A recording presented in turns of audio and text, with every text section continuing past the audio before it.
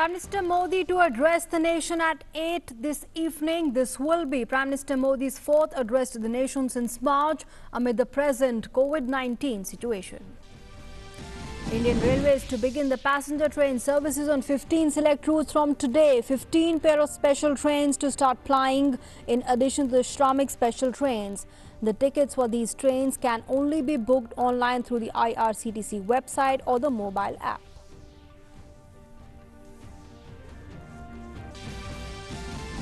Migrant workers from different parts of the country continue to reach their homes through Shramik Express trains. A total of 513 Shramik special trains have been run since the 1st of May, taking over 6 lakh passengers to their homes.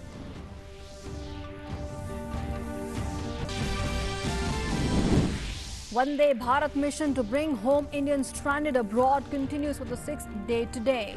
7 flights arrive in different parts of the country and many more to arrive today from various locations. Indians continue to be brought home via Indian Navy's Samudra Setu operation.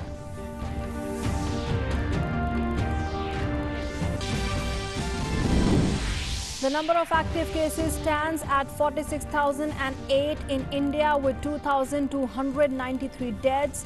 22,454 patients have been cured and discharged.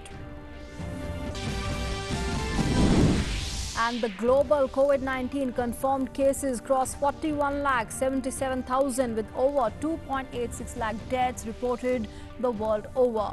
The US was hit with over 80,000 deaths, followed by United Kingdom, Italy and Spain.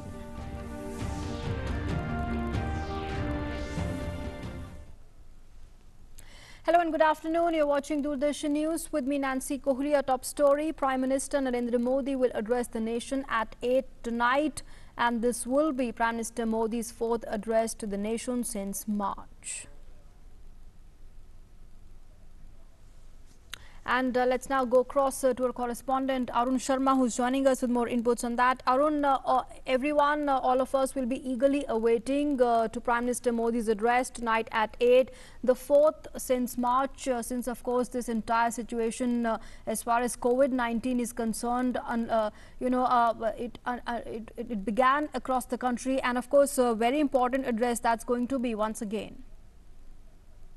Important address in a sense that every time when Prime Minister Narendra Modi has addressed to the nation as far as COVID is concerned, there were expectations towards from this leadership, a top leadership, as to what will be his decision to combat COVID-19. First address took place on 19th of March, whereby Prime Minister announced a Janta curfew, that means curfew by the people. So in that first address to the nation as far as COVID is concerned, Prime Minister's idea was to do a crowdsourcing, to make this movement against COVID a public movement or a Janta participation. So now when we're heading towards the end of lockdown 3.0, everybody is wondering that whether there will be a lockdown 4.0 or will there be a gradual exit. So one thing is for sure, I mean, there can be 3 possibilities. Number one, Prime Minister Narendra Modi can come out and he can say that there can be, or he can roll out some of the guidelines or a road ahead as far as this lockdown 4.0 can be, or as far as the 4.0 lockdown is concerned. Because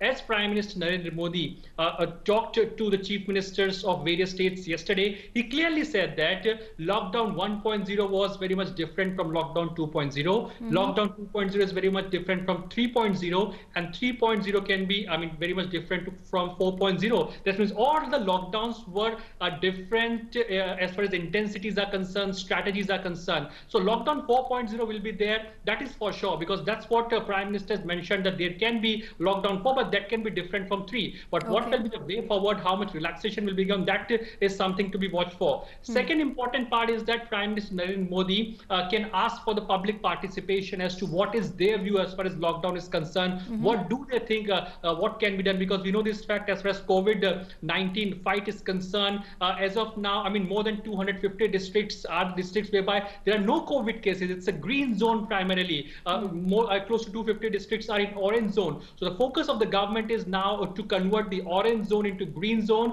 and to ensure that there are no more spread as far as the red zones of our country is concerned. So yes, he can ask for a public participation or the public feedback as well. Last but not the least, we should not forget one point, Nancy, over here, that an economic package is due from a long time. Everybody, all the stakeholders are looking for an economic package. Everybody is expecting, I mean, primarily all the industry bodies, MSME, the migrant laborers. I mean, look at every stakeholders in this economy. Everybody is expecting incentivizing the economy. Everybody is looking for an economic package as well. So Prime Minister Narendra Modi, can he announce an economic package that can also not be overruled Sure. at this point of juncture? Because there is a possibility that if in case from 17th of May, if we are restarting economy, there can be an economic package as well. So Prime Minister might also announce, it is very much likely that economic package can also be there when he addresses the nation. Okay, all right. All right, Arun, thanks very much for joining us for the moment and sharing all those inputs. We'll, of course, keep our eyes on Prime Minister Modi's address to the nation at 8 tonight. Moving on now, the Indian Railways will begin the passenger train services on 15 select routes from today. The 15 pair of special trains will start plying in addition to the Shramik special trains and other regular passenger services, including all the mail, express, passenger and suburban services shall remain cancelled until further advice. Now, these special trains, which have been started presently, will have only air-conditioned classes, that is first, second and third AC. The fare structure for the special trains shall be as applicable for the regular timetable Rajdhani trains. And only online e-ticketing will be done through the IRCTC website or through the mobile app. Current booking, Tatkal and premium Tatkal booking shall not be permitted. And passengers travelling by these special services will observe the following precautions: that only passengers with confirmed tickets shall be allowed to enter the railway station. And all the passengers shall be wearing face covers or masks at the entry and during travel. Also, in fact, these passengers shall reach the station at least 90 minutes in advance to facilitate thermal screening at the station. Now, only passengers who are found to be asymptomatic will be permitted to travel. And passengers shall also observe social distancing both at the station and on the trains. On arriving at the destination, the travelling passengers will have to adhere to such health protocols as are prescribed by the destination state or union territory. All the passengers are advised to download and use the Arogya Setu application. And remember, no linen, blankets and curtains shall be provided inside the train, and passengers are advised to travel light.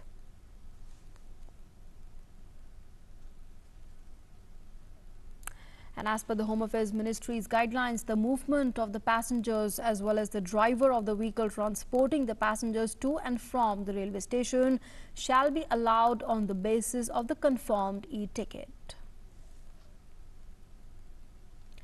The migrant workers from different parts of the country continue to reach their homes through Shramik Express trains, and a total of 513 Shramik special trains have been run since the 1st of May, taking over 6 lakh passengers to their homes.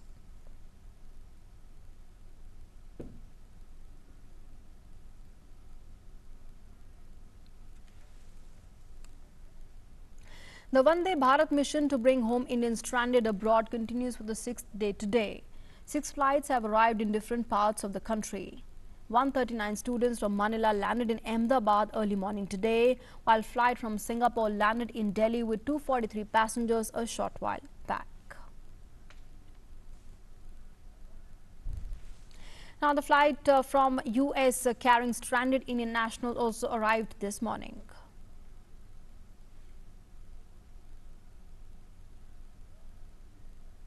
And the Air India flight from Bahrain reached Kozhikode today. Kochi also saw the arrival of 177 stranded Indians from Dubai. 107 Indian passengers from Dhaka and 180 Indians from Malaysia also made safe arrivals to the country last night.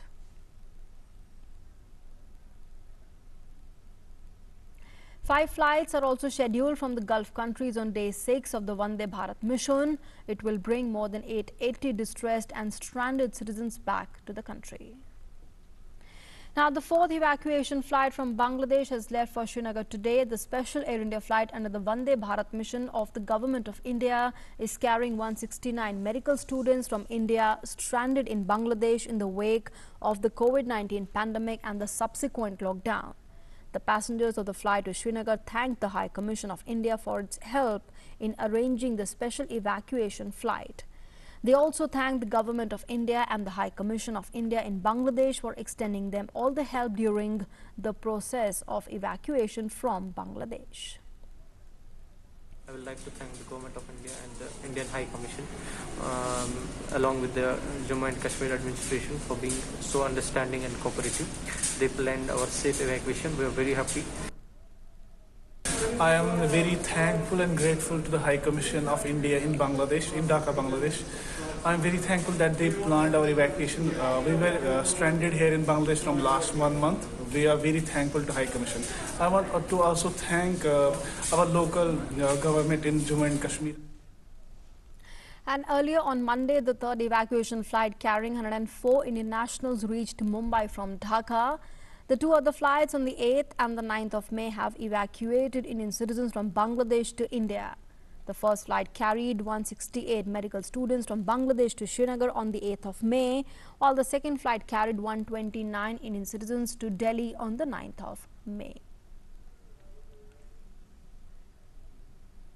The special flight under the Vande Bharat mission carrying around 300 Indian nationals from Chicago has taken off and will arrive in Chennai via Mumbai. The Indian Consulate General in Chicago said that the passengers have been very cooperative during the entire operation. The flight is full and the passengers have been very cooperative. They are very happy to be going back to India. It is a mix of different categories of people. We have tried to reach out to people in distress and compelling cases, and these include people who are facing short-term visitors who are facing visa expiry, people who have been laid off from work, cases of medical emergency, pregnant women, elderly, and students whose universities are closed down. All in all, it has been a very smooth operation with full cooperation from Air India. Now, a flight carrying Indian nationals departed from San Francisco, US. The flight is scheduled to arrive in Mumbai. And in a warm gesture, the Indian nationals on board cheered and applauded the members of the crew who were flying them back home. The Union Civil Aviation Minister Hardeep Singh Puri has shared the video on social media. Take a look.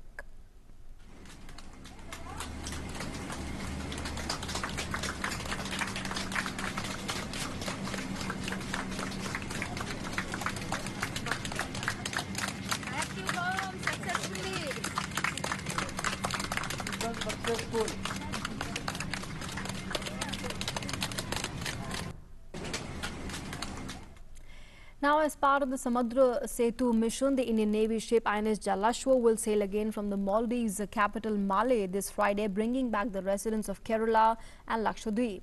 The ship had earlier brought back 698 Indian nationals to Kochi on Sunday. The ship in its second ferry was scheduled to bring people to Tuticorin, but the destination was changed since necessary approvals from Tamil Nadu government were not received.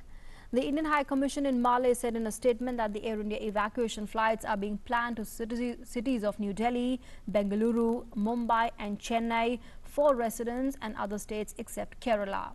A total of 900 people have already been evacuated from the Maldives, with the second ship INS Magar expected to reach Kochi today with over 200 Indians on board.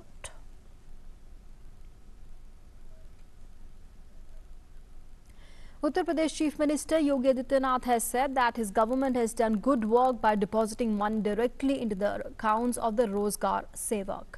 Now, this has benefited over 36,000 people across the state. The Uttar Pradesh Chief Minister also said that over 10 lakh migrant workers have already returned to the state and equal number of laborers are expected in the coming days. He added that the government is giving work to over 24 lakh people. This money that will circulate in the villages will strengthen the economy of the country. The Chief Minister stressed that the state is capable of becoming a hub of ready-made garments. He added that dried flowers of the farmers will be used to make perfumes and incense sticks. Primary education will be uniformed with the help of the women's self-help groups. Loan Mela is being organized from today onwards to create awareness about new ways of doing farming. Yogi Adityanath also said that plan is being chalked out to provide employment to the migrant workers returning to the state. He also urged the banks to convert 69,000 common service centers into customer care centers to benefit both the bank as well as the respective village. Now, as per the Ministry of Health and Family Welfare's latest update on the COVID-19 cases in the country, the total number of confirmed cases in India now stands at 70,756, out of which 46,008 are active cases, while 22,454 persons have recovered from the illness so far. 2,293 people have lost their lives due to COVID-19. Now, Maldives became the first stop for the Indian Navy ship INS Kesari as it reached Malé port this morning to deliver 580 tons of food aid to the neighboring country as part of Mission Sagar initiative. INS Kesari is on a trip to 5 nations in South Indian Ocean, including Seychelles and Mauritius, for delivering essential food items, medicinal supply and the assistance in wake of the COVID-19 crisis. The Indian High Commission in Malé said that the food aid is a token of friendship from the people of India to the people of Maldives during the holy month of Ramadan, adding that both Maldives and India have supported a regional strategy to tackle the COVID-19 pandemic and its effect on people.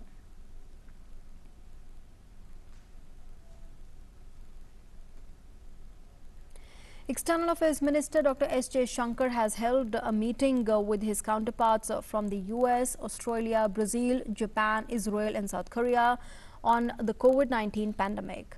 The External Affairs Minister has tweeted, I quote, a broad-based virtual meeting on responding to the coronavirus challenge. Productive discussion with the US Secretary of State Mike Pompeo, the Australian Foreign Minister, the Israeli Foreign Minister, Japan's Foreign Minister, Brazil's Foreign Minister and South Korean Foreign Minister. In another tweet, the minister said, I quote, the conversation covered pandemic response, global health management, medical cooperation, economic recovery and the travel norms. Dr. Jaishankar said he is looking forward to continuing this engagement. Now, the global COVID-19 confirmed cases has crossed 41,77,000 with over 2.86 lakh deaths reported the world over, and the US remains the worst hit with over 80,000 deaths, followed by United Kingdom, Italy and Spain. And as the stay-at-home order is going to expire in New York on the 15th of May, the governor, Andrew Cuomo, said that he expected several regions in the state outside of New York City would be able to begin a phased reopening. Certain business and recreational activities, including tennis, landscaping and gardening and drive-in theaters, to open on the 15th of May. And in fact, the governor went on to say that some regions are ready to go today and they just need to get some logistical pieces in order by the end of the week, and reopenings would be coordinated across the state and that the hospitalizations and other metrics would be watched closely. He also warned that if thresholds are exceeded, restrictions could be put back into the place. The British Prime Minister Boris Johnson said that Britain will need to think about how its economy can adapt if a vaccine for the COVID-19 does not emerge quickly. He added that employers would have to adhere to regulations and enforce social distancing measures with regular inspections to make sure that they were doing so. The death toll from the COVID-19 in the UK has surpassed 32,140 as of now, while the number of cases of infection are more than 2,24,330. And as countries begin to exit from lockdowns amid the COVID-19 scare, the World Health Organization has expressed concerns about a second wave of infections. The WHO Director General has said that lifting restrictions was complex and difficult and that the slow, steady lifting of the lockdowns was the key. He added that before any country begins to lift restrictions, it should have the epidemic under control and ensure that its health systems are able to cope with the potential resurgence and have necessary testing, tracing and isolating infrastructure in place.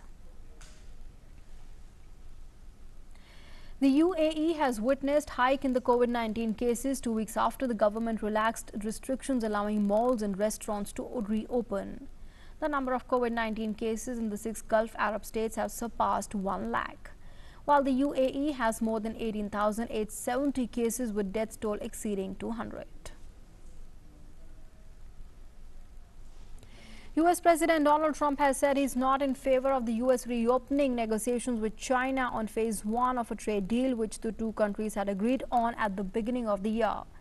The U.S. president said that the U.S. administration is watching China closely for its alleged effort to hack and steal the U.S. vaccine research for the COVID-19 pandemic. Now, it's unfortunate that even at these times of crisis, people are spreading rumors. And to keep you updated and informed, we bring you the fact check every day.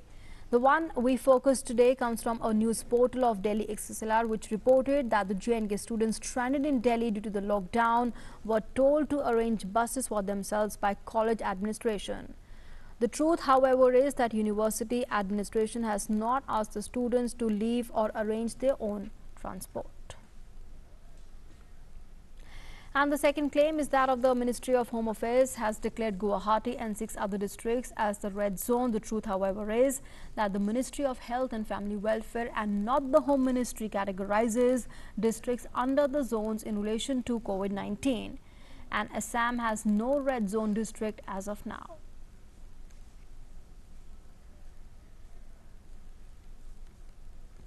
And with that, it's a wrap on this edition of the news. Thanks for being with us.